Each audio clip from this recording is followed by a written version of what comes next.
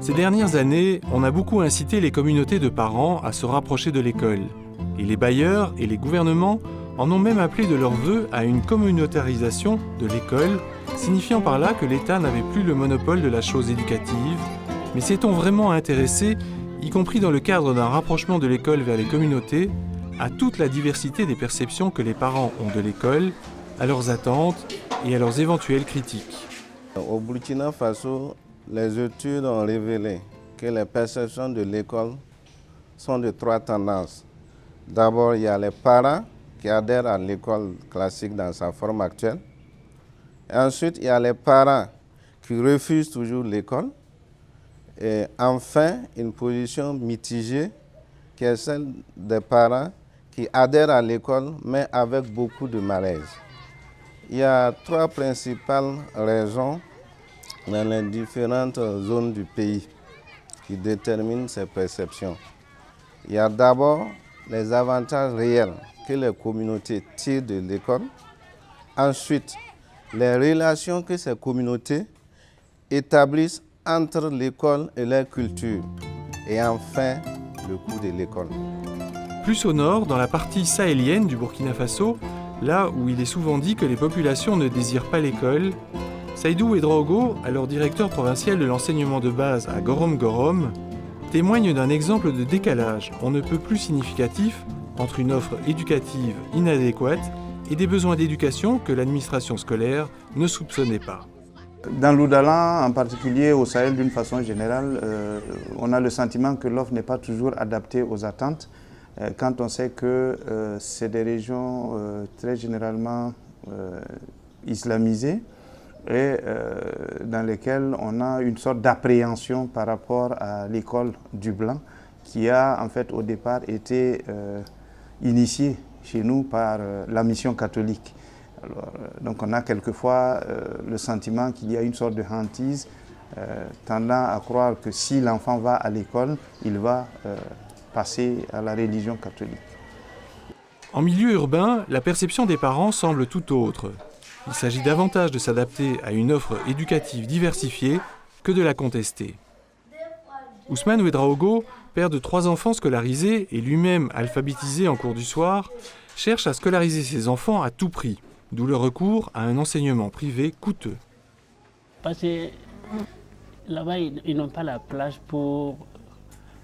Ils n'ont pas les places. Donc si dans les privés, on peut pas...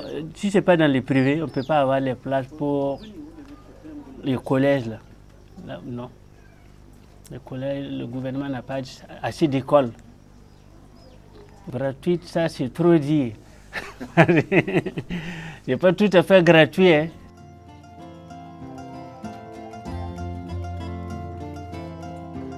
En milieu rural, l'offre éducative tend localement à se diversifier et les écoles communautaires sont un des leviers de cette diversification.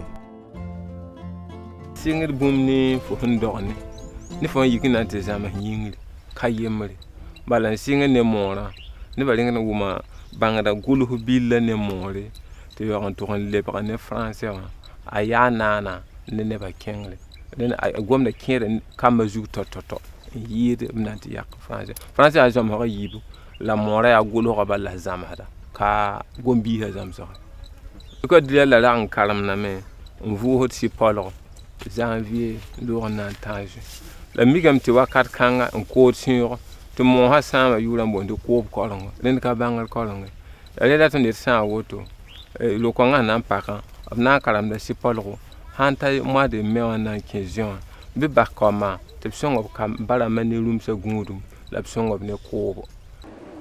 Monsieur Ouedraogo, qui n'a scolarisé aucune de ses filles, est père de 9 garçons, dont 8 sont actuellement scolarisés, 4 à l'école communautaire et 4 à l'école publique. Il livre ici ses préférences en matière d'éducation de ses enfants. Il veut les 2 écoles, l'école communautaire et l'école publique classique.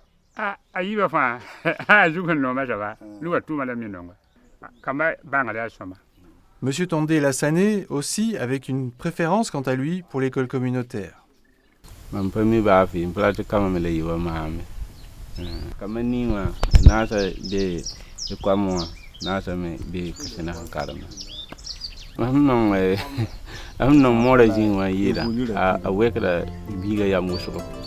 Ces écoles offrent soit la possibilité de poursuivre dans de bonnes conditions l'école publique et d'éviter les abandons scolaires massifs des premières années, soit d'être orientés vers une formation artisanale de qualité. Et les parents s'impliquent dans les comités de gestion. De façon conséquente, ce sont des parents qui mobilisent autant qu'ils le peuvent toutes les ressources économiques et sociales pour accompagner leurs enfants qui sont à l'école. Et cela fait que dans les communautés où les perceptions, les postures sociales ne sont pas très favorables à l'école, ce type d'engagement parental, ces efforts au niveau des ménages sont absents. Et du coup, la scolarisation est de niveau moindre dans ces communautés. Je dis quelque part, il y a aussi l'incapacité du système, dans certains cas, à répondre et à s'adapter à la demande éducative. C'est aussi de donner une opportunité de diversification des offres de l'éducation pour pouvoir répondre au mieux à la demande éducative. Si nous sommes dans cette perspective de décentralisation, et c'est vers ça que nous allons, c'est de dire qu'à un moment donné, cette région va décider à quel moment elle démarre le processus d'apprentissage. Mais elle va aussi décider des contenus qui vont être développés dans les curriculums que les enfants, les adolescents ou les adultes vont apprendre. On peut imaginer qu'il y ait des curriculums communs pour l'ensemble du niveau national, mais qu'on garde par exemple 20% qui soient issus des contenus et des problématiques de chaque région. Ce film montre à quel point les perceptions que les parents ont de l'école conditionnent les trajectoires de leurs enfants et créent, ou non, un environnement familial et social propice à une éducation de la jeunesse. Mais les perceptions qu'ont les parents de l'école sont-elles suffisamment prises en compte dans les plans de développement de l'éducation? C'est en tout cas un enjeu primordial pour adapter une offre éducative que les parents veulent de qualité et correspondant à leurs attentes. La Suisse s'engage à promouvoir l'accès des citoyennes et des citoyens à une éducation de qualité ancrée dans les contextes culturels. En soutenant le développement du système et des offres éducatives, elle contribue au développement du capital humain et social du Burkina Faso.